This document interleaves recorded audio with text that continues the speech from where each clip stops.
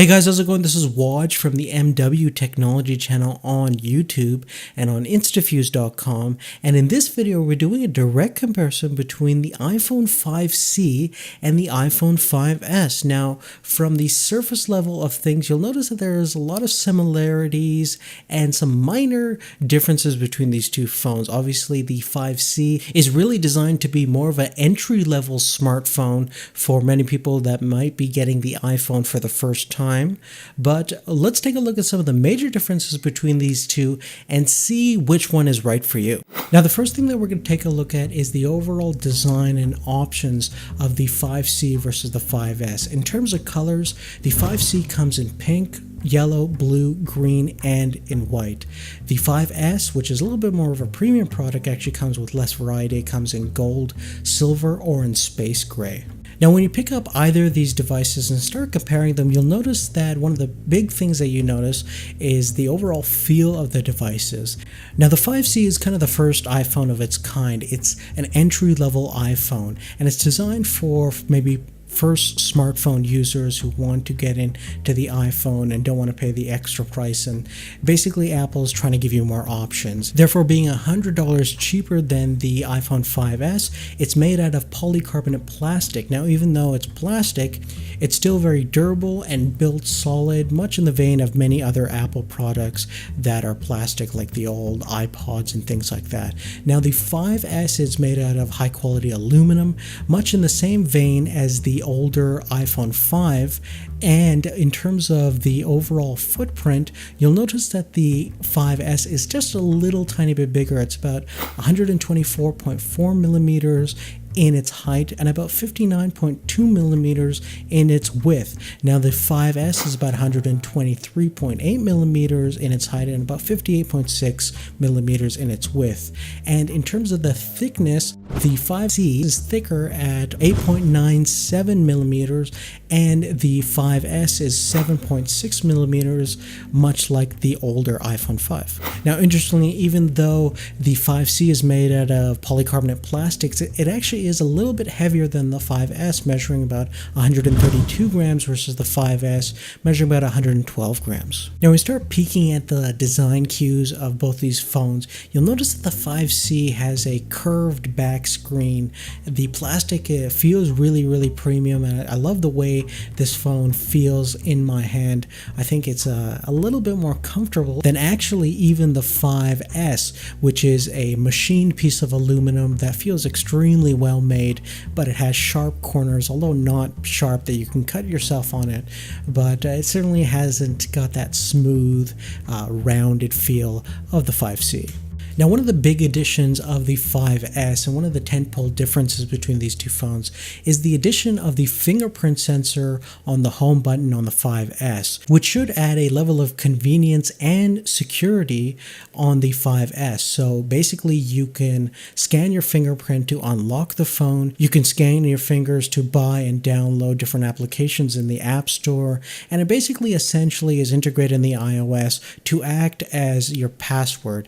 Now, I'm pretty excited to see what Apple's and other third-party developers will do with this fingerprint sensor. A lot of people are saying that this is going to be a really big revolutionary thing to the smartphone segment. Now, obviously, in terms of security itself, there are some issues with fingerprint scanners. It's important to note that somebody can replicate your fingerprint and gain access to your phone quite easily if they know what they're doing. And in terms of the security issue itself, in terms of Apple gaining access to your fingerprint signature, Apple has claimed that the fingerprint scanner will not send that distinct information to the iCloud servers, or it should be just within the phone itself. But if you are worried about security, just know that the NSA and government organizations probably already have your fingerprint scanned at some point.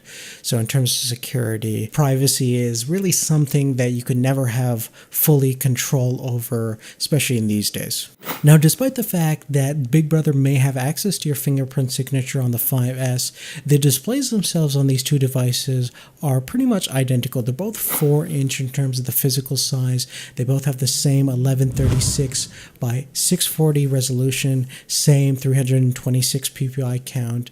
And in terms of the overall look, and again, the overall image quality when you're looking at the screen in real life, watching videos and photos and browsing through web pages, I think both screens are fantastic. I think the iPhone screen is absolutely tremendous. Now, many of us hope that the 5S would have a larger screen than 4-inch, but you can understand why Apple is still keeping that 4-inch size. It's very pocketable for most people. Most people perhaps don't want a large touchscreen smartphone, and they certainly don't like the big phablets and the huge smartphones that you find on the Android platform.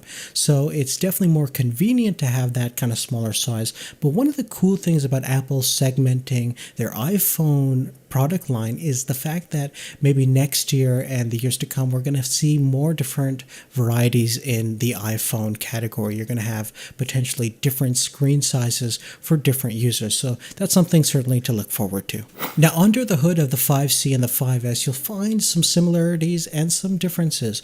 One of the big differences is on the 5C, we're sticking with the A6 processor that we found on the iPhone 5, but now the 5S has a new Apple A5 processor, which is actually using a 64-bit architecture, which is really going to push the envelope in terms of what you can do on the iPhone platform. It is a dual-core processor, much like the A6, but clocked in about 1.7 gigahertz.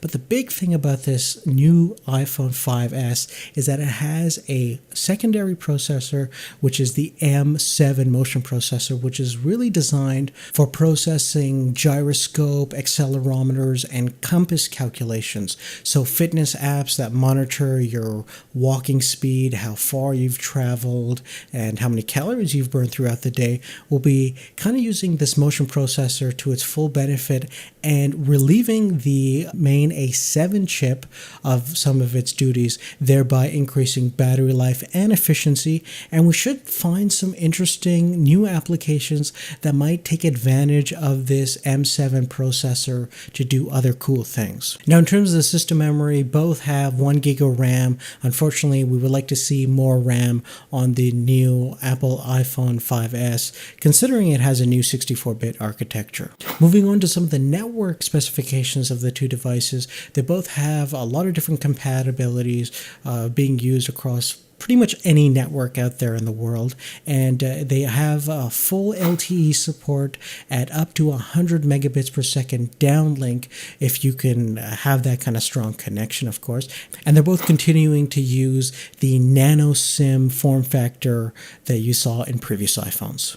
Now, the similarities continue when we take a look at the connectivity issues, which are virtually identical. They're both using 4.0 Bluetooth, and with the exact same Wi-Fi system. There's no real upgrade in either end, and they both are using, of course, that Lightning connection, which is just awesome. Now, those are, of course, some of the raw specifications of the 5C versus the 5S. When you take a look at real-life comparison tests in terms of opening up for applications, website loading, and doing some benchmarks, you'll notice, again, even though that there is a little bit of difference in terms of the processor, the overall experience is minorly improved on the 5S. You're not going to notice a huge difference between these two smartphones because the iOS 7 and just generally the platform is so optimized for the hardware. They just both run so smoothly and so fluidly in pretty much any different application and loading different websites up. Of course, you'll see a minor improvement in terms of speed and load times on the 5S,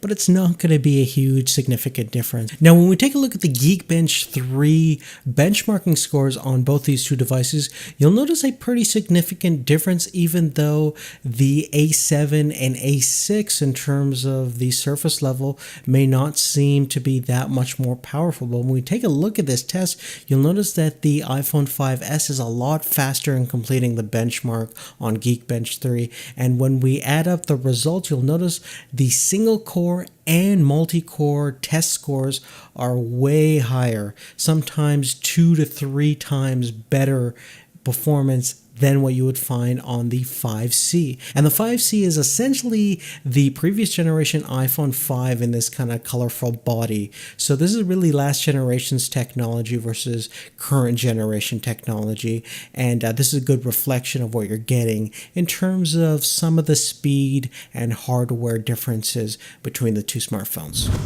Now, before we move on, I just want to mention that both of these two devices are running the exact same iOS platform. They're both using iOS 7, which is really, I think, a great incremental upgrade of the iOS operating system. Now, obviously, the iOS 7 has some criticisms, but I think they're really doing a good job in terms of adding more convenient controls rather than going through the menu and changing some of your Wi-Fi settings and Bluetooth and battery options and screen brightness and things like that. So it's definitely more efficient and more powerful, in fact, with those new minor improvements. They shouldn't go to the route of what Android does because you might lose some of the key followers which love the seamless and oversimplified iPhone experience. And probably one of the most important aspects of why iOS 7 is the way that it is that Apple doesn't want to lose that credibility that iOS is probably the most simplest, easy to use computing interface ever made. Now let's talk about some of the cameras in the 5C versus the 5S. We'll start with the front-facing cameras on both these two devices. Now the 5C and the 5S virtually have the exact same front-facing camera. They're both 1.2 megapixel stills cameras that can do 720p at 30 frames per second. And if we take a look at the side-by-side comparison, there's not a huge difference between them. Now, since we're trying to find some differences between the cameras, we really have to move to the rear-facing cameras to notice any difference. Looking at the lenses, they both have a sapphire crystal lens covering, but the maximum aperture is a little bit more on the 5S. It goes up to f2.2, which should be a little bit better in low light compared to the 5C's f2.4. Now, another big difference is the actual sensors of these two cameras. The 5S now has a true 3rd-inch sensor, which is just a tiny bit bigger than the 3.2-inch sensor that's on the 5C. In terms of the pixel size, each pixel on the 5S is about 1.5 micrometers. On the 5C, it's about 1.4 micrometers. And when you're taking a look at the video functionality, you'll notice that both can do 1080p at 30 frames per second, but the 5C can do 720p at 120 frames per second slow motion. In terms of video stabilization, we also have a new advanced video stabilization mode on the 5S. So now let's go ahead and test out the image quality of the rear-facing camera and see if these specifications add up to any differences. Now what you're looking at is the same scene shot on both of the different cameras on the 5C and on the 5S. We both have the same exact lighting scheme and everything, and the settings are as close as possible, and we're looking at the stills functionality right now, and if you look at the images themselves, they look very, very similar. On the 5S, you do notice in terms a little bit of color differences, but it really isn't that much of a difference.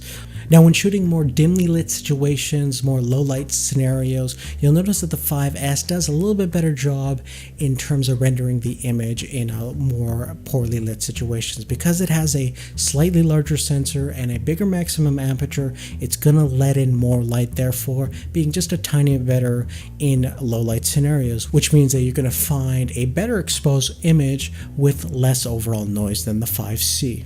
Now looking at the 30 frames per second at 1080p, you'll notice that both cameras again do a very similar job in rendering their video footage. I think some of the characteristics of the 5S stills is carrying forward to the video of being just a little bit better in terms of color rendition. There's not going to be a difference in terms of sharpness or resolution since they're really the same, but when we take a look at a little more dimly lit situations, again you'll find that the 5S is a tiny bit better in rendering low light scenes a little bit more accurately because again of its benefits of having the larger sensor and the better lens. Now lastly, one of the big things about the cameras on the 5S that is kind of new for really any smartphone is the addition to record 720p at 120 frames per second, which is going to allow you to do some pretty intense slow motion action. It's going to allow you to slow the footage down considerably from its normal playback, and this is going to open up a whole new category of seeing people fall down at super slow motion. Now the last thing that we'll talk about is the battery performance on both of the smartphones. Thankfully the iPhone 5S and 5C have exactly the same battery performance, although their battery capacity is a little bit different from each other. The 5C has a 1510 milliamp hour battery and the 5S has a 1570 milliamp hour battery, but thankfully both of them can do 10 hours of 3G talk time and about 250 hours of standby time. And with all that stuff done, that really concludes my comparison of the iPhone 5C versus the 5S. I would really be curious in terms of what you guys think of this video, whether you like one smartphone over the other. Do you think they're overall that different? I think they're very similar smartphones. There's minor differences here and there, and that's why you only have a minor price difference. And overall, either phone is great. If you have any specific preferences, again, I'd love to hear your thoughts and opinions. And if you have any specific question about anything I talked about in this video, please make sure to leave that in a comment down below. Make sure to give us a thumbs up if you can, and subscribe to our YouTube channel. We have a whole bunch of different comparisons coming out with these new smartphones. We're going to take a look at the last generation iPhone 5 and test it against the 5S and the 5C separately and see whether you're wanting to upgrade if you have a 5S already, or maybe see if you're wanting to get any new iPhone, whether you think the 5S or the 5C is worth it compared to a used original iPhone 5. But other than that, thank you so much for watching, and we'll see you later. Take care.